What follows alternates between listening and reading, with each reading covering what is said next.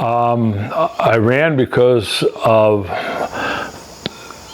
the way that state government was getting too involved in our lives and increased taxes and regulations that were affecting businesses. And I thought that I would represent small businesses and farmers and be able to help pass some good regulations. I think we've stopped some really bad legislation over the years. A lot of bad legislation has been passed, but we have been the voice of reason, and we've been able to make some bad legislation better. We've been able to kill some, and we've also been able to create some policies and programs that have really helped farmers over the years. We've worked with the Dairy Tier program to help dairy farmers. We've worked with the potato farmers to help get irrigation systems, which is very crucial to their farming operations. We've worked with all the farmers that use pesticides and sprays to come up with a common sense solution to regulations there. We've which they have to have the tools and the work in their toolbox in order to farm, and we've been able to help them maintain those tools that they need to farm on a daily basis. We had quite a session this year on the TIER program, which is a subsidy that they pay into, and also money that comes out of the general fund to help them. And we just had a new up-to-date cost study, profitability study done by the University of Maine, and it showed that, and it came out a year or so ago, and it showed that Maine dairy farmers were losing $10 million. And so we recommended the tier be increased to that point, and the Ag Committee voted unanimously for that increase. And then in the middle of the night, a couple Democrats on the Appropriations Committee cut it out of the program. The governor and her administration, the Department of Ag, were all in full support of it, of the increase to $10 million. So we all got together and fought hard to get some of it back, but we only were able to maintain the status quo of $3 million. And the new census that just came out from 2020 shows that we've lost 564 farms.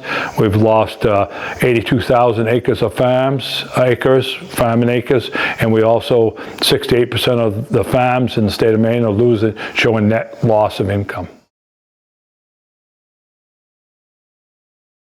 I've always received good ranks from the conservation groups. You know, I'm a farmer and a woodsman, and I feel that I should take care of what I've been given, the land I've been given, the forest I've been given, the wildlife I've been given, and leave it in a better shape than when I got it. And so that's very, very important to me. And I think there is definitely climate change. I've spoke on it as a Republican, that I believe there's climate change, but it's not all just us. I mean, we tend to get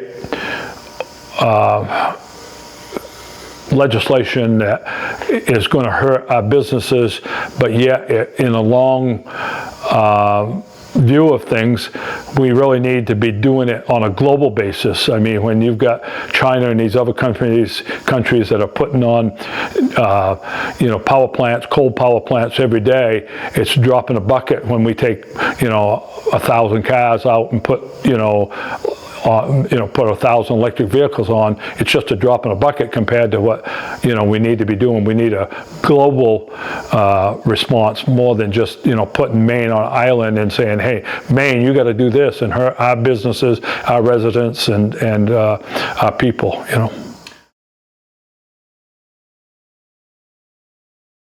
PFAS is a big deal. There's no question about it. And I was a co-sponsor of the large bill that we had to $100 million bill to work on PFAS.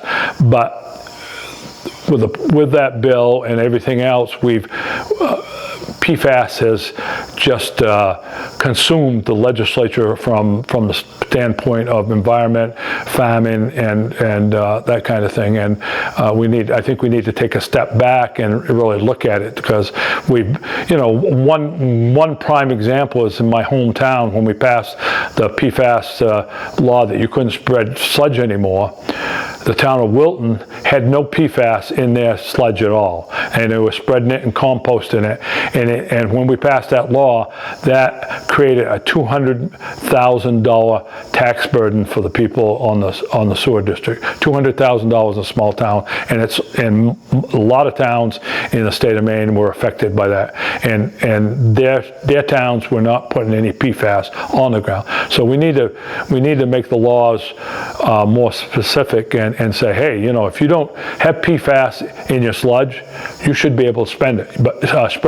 But continue to test, continue to monitor, and be a safe steward, of our land. But also save us a lot of taxpayers' dollars. There's such a lack of workers in the state of Maine right now. For any business you go to, there's nobody, they can't hire anybody. They can't run a second shift because they don't have enough welders, or they don't have enough truck drivers. I think we should have spent money on getting more kids, and we did some. We reached out and we had some free education for vocational, but we should have spent more money there and educated kids, to work in the state of Maine. Maybe we should have given, they always talk about student loan refunds and all that stuff. Well, maybe we should have spent some of our extra surplus money getting Maine residents, in teachers and doctors and veterinaries. I can't even get a large animal vet in the state of Maine now because nobody's going into it because it's costing so much money. Maybe we should have had a program that said, hey, if you'll be a large animal vet in rural Maine, after we'll knock off so much of your tuition every year, and if you spend 10 or 15 years here, we'll pay all your tuition. We should have looked at some creative programs like that to encourage our youth to stay here in the state of Maine, work in the state of Maine, and help our businesses here in the state of Maine. I've passed a lot of, bills. I mean, I've passed bills that have helped the hunters in the state of Maine. I've passed bills that have helped the ATV and the snowmobile clubs, be able to maintain a status quo. Both those organizations are huge drivers in our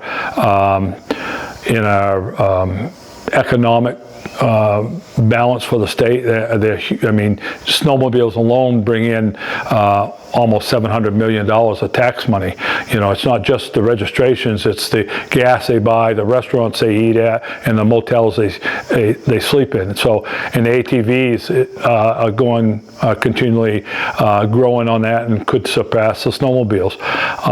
And hunting is a huge, in my district, I have one of the largest districts in the state of Maine now, and it's vastly a rural forested district. Goes from my home here in Wilton, Maine to Aroostook County, and all along the Quebec border. And so I've worked tirelessly to help those businesses survive. I think the biggest thing is the partisanship and divisiveness, not working together to find a common solution.